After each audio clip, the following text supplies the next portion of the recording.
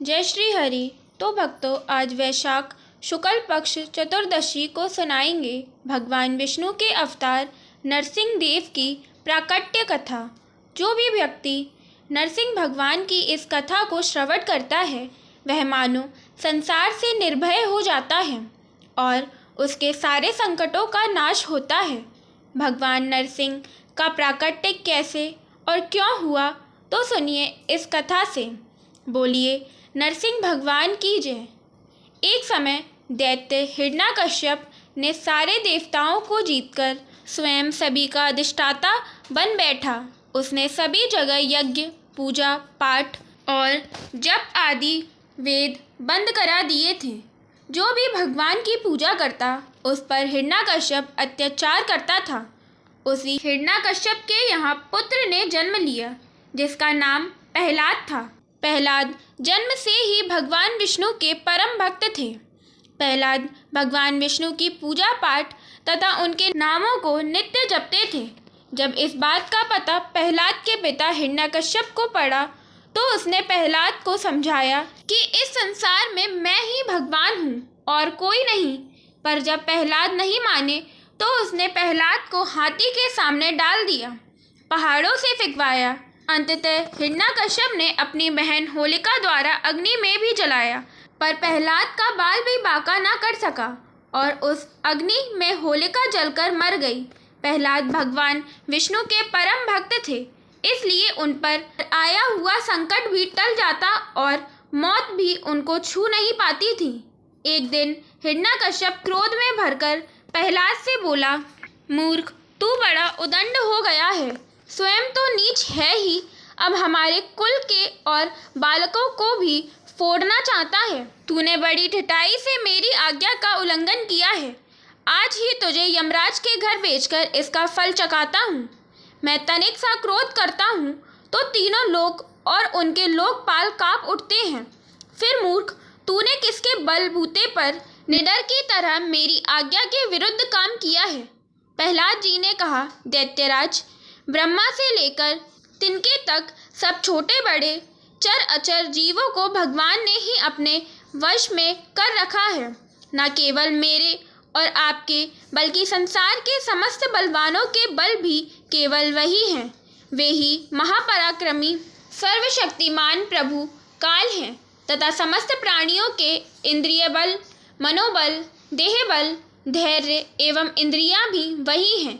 वही परमेश्वर अपनी शक्तियों के द्वारा इस विश्व की रचना, रक्षा और संहार करते हैं।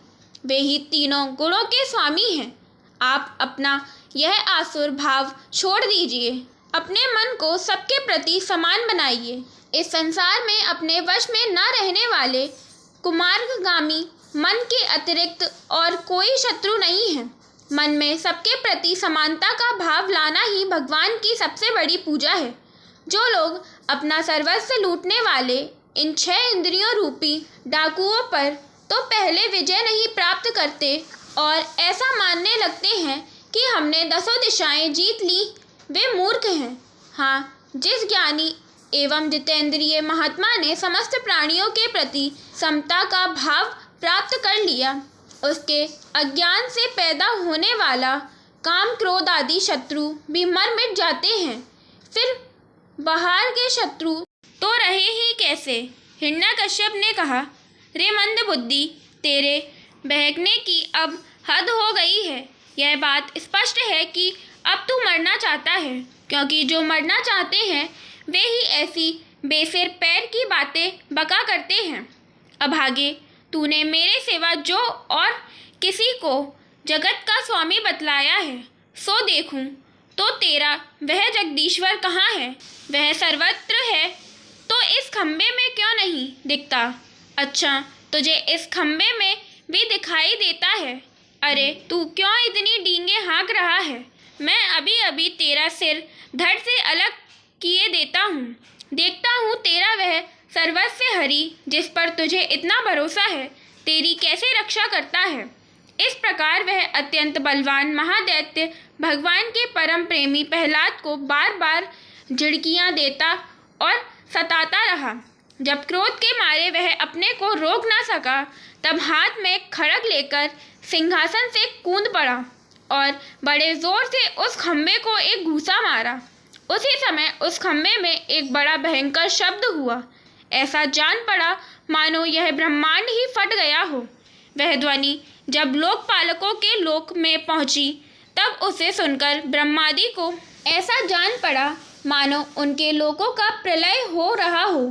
हिरण्यकश्यप प्रहलाद को मारने के लिए बड़े जोर से झपटा था, परंतु दैत्य सेनापतियों को भी भय से कांप देने वाले उस अबुद्ध और अपूर्व घोर शब्द को सुनकर वह घबराया हुआ सा दिखने लगा कि यह शब्द करने वाला कौन है, परंतु उसे सभा के भीतर कुछ भी दिखाई न पड़ा। इसी समय अपने सेवक प्रहलाद को ब्रह्मा की वाणी सत्य करने और समस्त पदार्थों में अपनी व्यापकता दिखाने के लिए सभा के भीतर उसी खंबे में बड़ा ही विचित्र रूप धारण करके भगवान प्रकट हुए। वह रूप ना तो पूरा सिंह का ही था और ना मनुष्य का ही। जिस समय हिरण्यकश्यप शब्द करने वाले की इधर उधर खोज कर रहा था, उसी समय खंबे के भीतर से निकलते हुए उस अद्भुत प्राणी को उसने देखा। वह सोचने लगा, अहो, यह ना तो मनुष्य है और ना पशु, फिर यह नरसिंह के रूप में कौन सा अलौकिक जीव है। जिस समय हिरण्यकश्यप इस उधेड़ भुन में लगा हुआ था, उसी समय उसके बिल्कुल सामने ही नरसिंह भगवान खड़े हो गए। उनका वह रूप अत्यधिक भयावना था। तपाए हुए सोने के समान पीली पीली भयानक आंखें थीं। जबाई लेने से गर्दन के बाल इधर उधर लहरा रहे थे। दाढ़ें बड़ी विकराल थीं।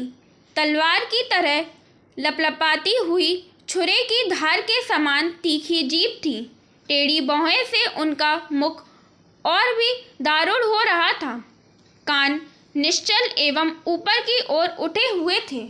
फूली हुई नासिका और खुला हुआ मुंह पहाड़ की गुफा के समान अद्भुत जान पड़ता था। फटे हुए जबड़ों से उसकी भयंकरता बहुत बढ़ गई थी। विशाल शरीर स्वर्ग का स्पर्श कर रहा था। गर्दन कुछ नाटी और मोटी थी। छाती चौड़ी और कमर बहुत पतली थी। चंद्रमा की किरणों के समान सफ़ेद रोएं सारे शरीर पर चमक रहे थे। चारों ओर सैकड़ों भुजाएं फैली हुई थीं, जिनके बड़े बड़े नख आयुध का काम देते थे। उनके पास फटकने तक का साहस किसी को न होता था। चक्र आदि अपने निज आयुध तथा वज्र आदि अन्य श्रेष्ठ शस्त्रों के द्वारा उन्होंने सारे दैत्य दानवों को भगा दिया। हिरण्यकश्यप सोचने लगा, हो ना हो महामायावी विष्णु ने ही मुझे मार डालने के लिए यह ढंग रचा है, परंतु इसकी इन चालों से हो ही क्या सकता है। इस प्रकार कहता और सिंहनाद करता हुआ दैत्यराज हिरण्यकश्यप हाथ में गदा लेकर नरसिंह भगवान पर टूट पड़ा, परंतु जैसे पतंगा आग में गिरकर अदृश्य हो जाता है, वैसे ही वह दैत्य भगवान के तेज के भीतर जाकर लापता हो गया। समस्त शक्ति और तेज के आश्रय भगवान के संबंध में ऐसी घटना कोई आश्चर्यजनक नहीं है, क्योंकि सृष्टि के प्रारंभ में उन्होंने अपने तेज से प्रलय के निमित्तभूत तमोगुण रूपी घोर अंधकार को भी पी लिया था। तदनंतर वह दैत्य बड़े क्रोध से लपका और अपनी गदा को बड़े जोर से घुमाकर उसने नरसिंह भगवान पर प्रहार किया। प्रहार करते समय ही जैसे गरुड़ सांप को पकड़ लेते हैं, वैसे ही भगवान ने गदा सहित उस दैत्य को पकड़ लिया। वे जब उसके साथ खिलवाड़ करने लगे, तब वह दैत्य उनके हाथ से वैसे ही निकल गया जैसे क्रीड़ा करते हुए गरुड़ के चंगुल से सांप छूट जाए। उस समय सब के सब लोकपाल बादलों में छिपकर इस युद्ध को देख रहे थे। उनका स्वर्ग तो हिरण्यकश्यप ने पहले ही छीन लिया था। जब उन्होंने देखा कि वह भगवान के हाथ से छूट गया, तब वे और भी डर गए। हिरण्यकश्यप ने भी यही समझा कि नरसिंह ने मेरे बलवीर्य से डरकर ही मुझे अपने हाथ से छोड़ दिया है। इस विचार से उसकी थकान जाती रही और वह युद्ध के लिए ढाल तलवार लेकर फिर उनकी ओर दौड़ पड़ा। उस समय वह बाज की तरह बड़े वेग से ऊपर नीचे उछल कूदकर इस प्रकार ढाल तलवार के पैंतरे बदलने लगा कि जिससे उस पर आक्रमण करने का अवसर ही ना मिले। तब भगवान ने बड़े ऊंचे स्वर से प्रचंड और भयंकर अट्टहास किया, जिससे हिरण्यकश्यप की आंखें बंद हो गईं। फिर बड़े वेग से झपटकर भगवान ने उसे वैसे ही पकड़ लिया जैसे सांप चूहे को पकड़ लेता है। जिस हिरण्यकश्यप के चमड़े पर वज्र की चोट से भी खरोंच नहीं आई थी, वही अब उनके पंजे से निकलने के लिए जोर से झटपटा रहा था। भगवान ने सभा के दरवाजे पर ले जाकर उसे अपनी जांघ पर गिरा लिया और खेल खेल में अपने नखों से उसे उसी प्रकार फाड़ डाला जैसे गरुड़ महाविषधर सांप को चीर डालते हैं। उस समय उनकी क्रोध से भरी विकराल आंखों की ओर देखा नहीं जाता था। वे अपनी लपलपाती हुई जीभ से फैले हुए मुंह के दोनों कोने चाट रहे थे।